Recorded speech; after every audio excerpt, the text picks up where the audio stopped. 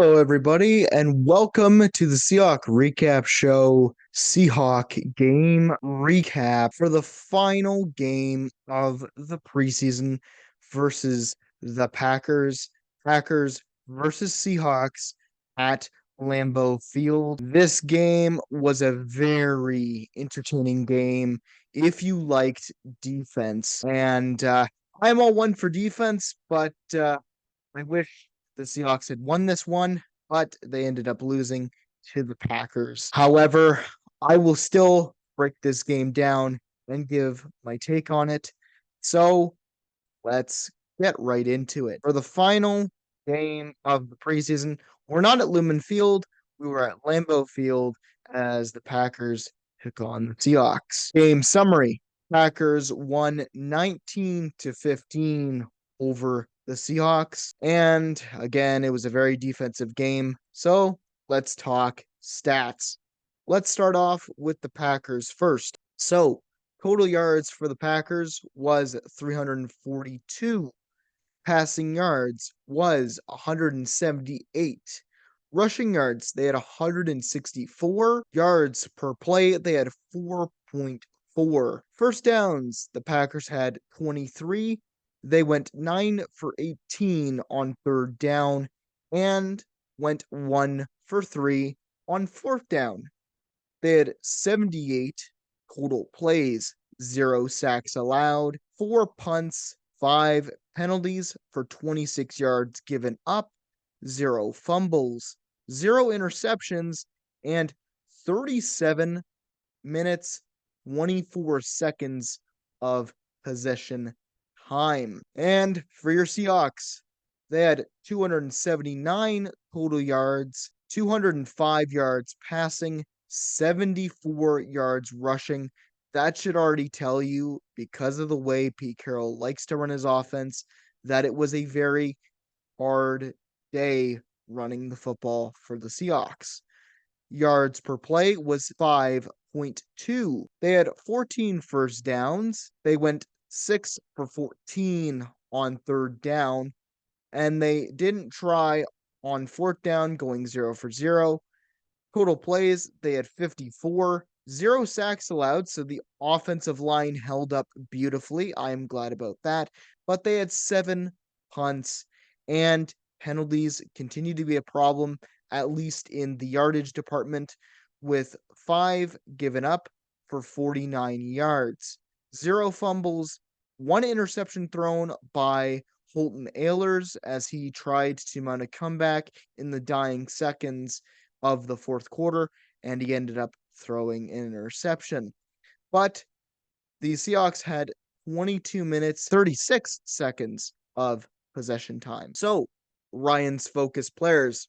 Well, let's focus on the Seahawks for a minute. Drew Lock went 16 for 25, playing most of this game. The only time he came out was in the fourth quarter. He had 150 yards, 1 touchdown to Jake Bobo. That man is a menace and looks to be a lock, I would actually hope, for the 53-man roster. But another guy that I think should be a lock for this roster, he didn't have the greatest of stat lines, but he had the most carries out of all Seahawks running backs. Sir Roderick Thompson, he had 7 carries for 17 yards, 2.4 yards per carry, and had the 1 touchdown, and I believe a 2-point conversion, if I'm correct. But another wide receiver that I wanted to highlight that wasn't Jake Bobo was this guy, Esof Winston Jr. He had 3 receptions for 74 yards. He averaged 24.7 yards per catch and had 0 touchdowns, but had a massive catch by Drew Lock, getting Sir Roderick Thompson able to just punch it in at the goal line on the 1-yard line in the fourth quarter. But besides that, let's talk about the Packers, and let's talk about the starting QB for the Packers this season. For the regular season, it was Jordan Love. He went 9 for 15 with 63 yards, 1 touchdown, no interceptions. And then we talk about this guy, running back Emmanuel Wilson, carried the ball 17 times, had 49 yards, 2.9 yards per attempt, and 0 touchdowns. And then we look at another guy in the wide receiver room of the Packers. That is Jaquise Bonds.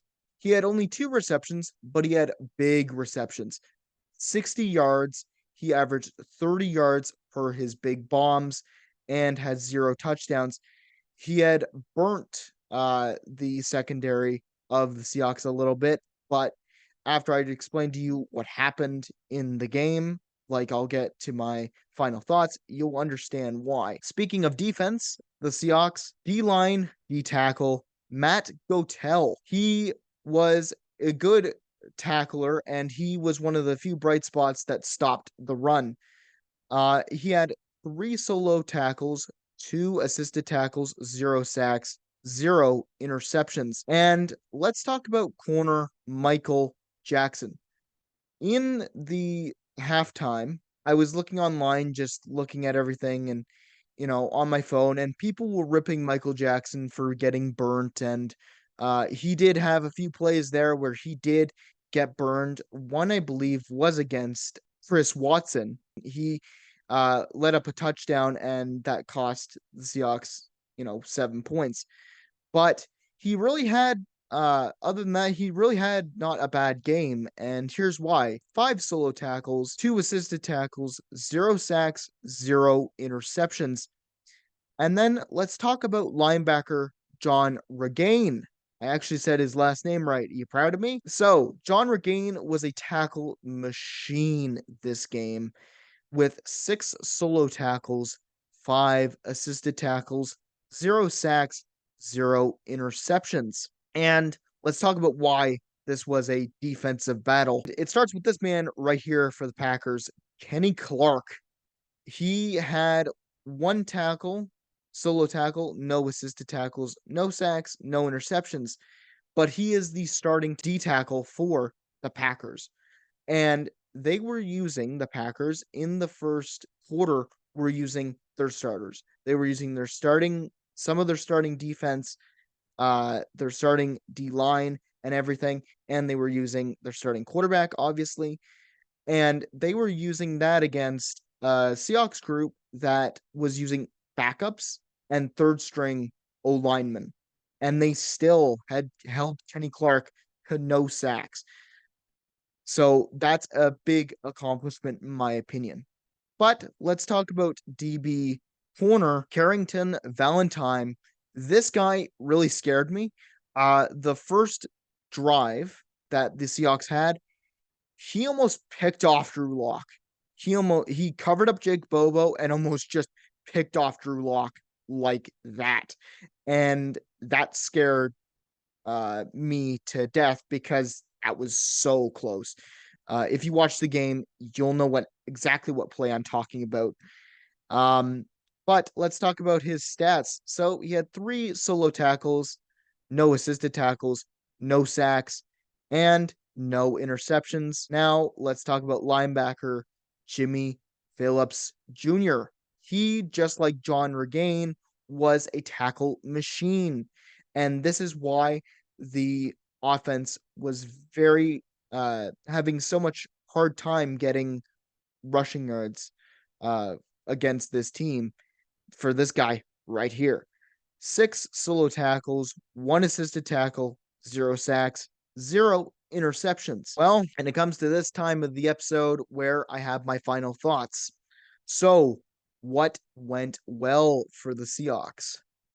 Well, I'm going to sound like a broken record here, but the defense showed up. There were a couple plays, yes, where you could say, oh, the secondary got burnt. But to be honestly, it was mostly in that first quarter. And considering the Packers were using a lot of their starters in the first quarter and in the first half of the game against second and third stringers for the Seahawks, I'd say it was a pretty good showing. Not letting up any sacks, you know. But with all the things considered, What to improve on? Well, the offense, in my opinion, was very, very flat. This was the worst showing I have seen in the preseason out of Drew Lock and his band of merry men. They finally woke up in the fourth quarter to make the game more interesting. However, you need to play all game long. And I understand this is the first game that they had travel in. They had to go to Lambeau.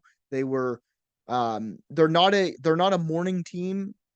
So this was, I believe, 10 a.m. on the West Coast that this game was being played. So, I get it, mentality, routine, all that jazz. But still, if road trips are going to be an issue, you need to win some games on the road in the NFL, and you need to play all game long. NFL games can be decided by one or two possessions. And throughout the first three quarters of the game, the offense just wasn't there. The stalling out of so many drives. And yes, the defense of the Packers, you have to give them credit. They were the cause of those stalled out drives. But man, there were just some plays there where you're just like, oh, come on. Some people need to make this play. We need to get more rushing. We need to be able to break this defense because you're going to come up in the regular season against defenses that are a lot harder than this. And this needs to be improved before week one of the regular season. Overall, though, even though I sounded a bit heated there, overall, I think it was a very exciting game and a very good way to end off this preseason. The Packers, man, the Packers are a great test for the Seahawks, and even in a loss for the Seahawks, I think this is a great game.